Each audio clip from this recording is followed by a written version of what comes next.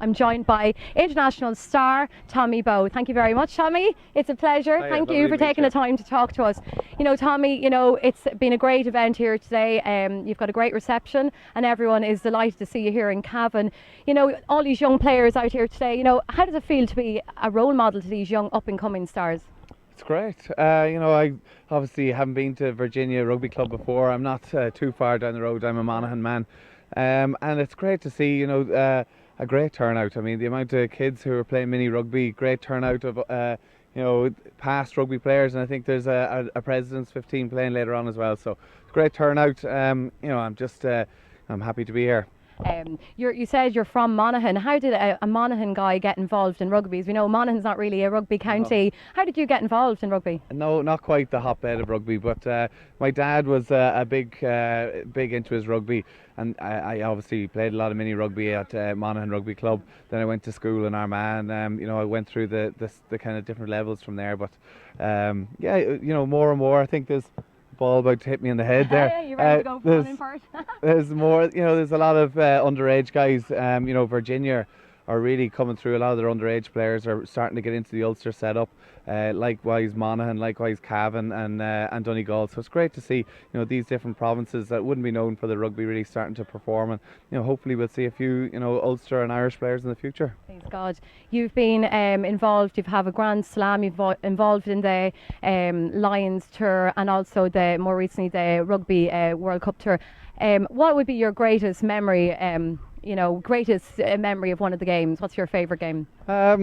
Obviously winning the Grand Slam in 2009 with Ireland was a massive highlight. I think Ireland not have won it in 61 years was it's kind of amazing to think it had been so long. So that was a real highlight for me. But growing up, my dream was always to play for Ireland, and my first cap, run out against the USA and to score on that day was definitely a massive highlight for me. You've certainly been making a big name for yourself over the last 10 years in rugby, that's for sure. And here comes the rain, typical Cavan weather.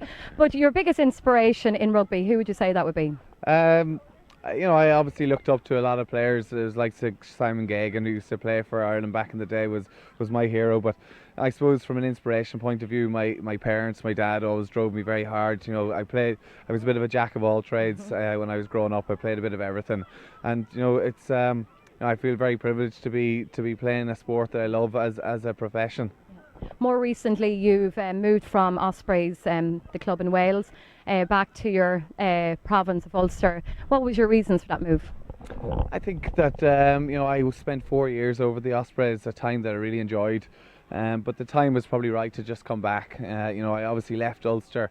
They were very good to me when I left. It wasn't really the done thing, but they said that the door would always be open for me. And since coming back, I've really enjoyed it, and really just looking forward to getting back out onto the pitch. Well, their loss is Ulster's gain.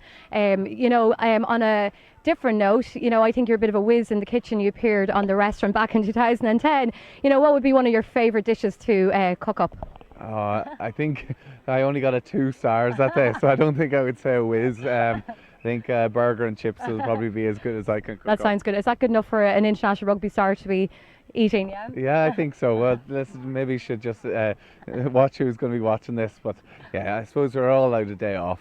You also have some hidden talents, I believe. Any chances of appearing on The Voice of Ireland? Are you thinking of entering any X Factor, anything in the future? No, I think anybody who's seen those clips will probably agree that that's probably not a talent. So I don't think I get through the knockout stages, but I won't say that. Everybody enjoys singing after a few pints, I think. Oh well, you've got a great voice, and I can say that. I do a little bit of judging, so there you go. Maybe I have to have a little sing-song later.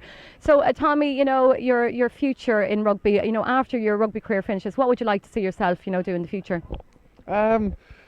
That's really the catch-22 really question. I think that obviously the rugby career doesn't last too long. If I can make it into my early 30s and still keep playing, I'd be very happy. But we don't make the kind of soccer money, so it's a case of going out there.